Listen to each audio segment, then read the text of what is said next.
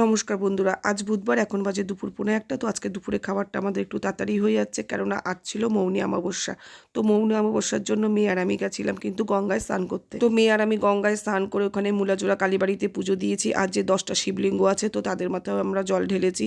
আর পুজো দিয়ে আস্তে আস্তে আমাদের প্রায় 9টা বেজে গেছে। মেয়ে ছিল 9:30টার থেকে পড়া, তো কালকে রাত্রিবেলা মাটার পনির আর পরোটা করেছি, তো সেটা খেয়ে ও পড়তে গেছে।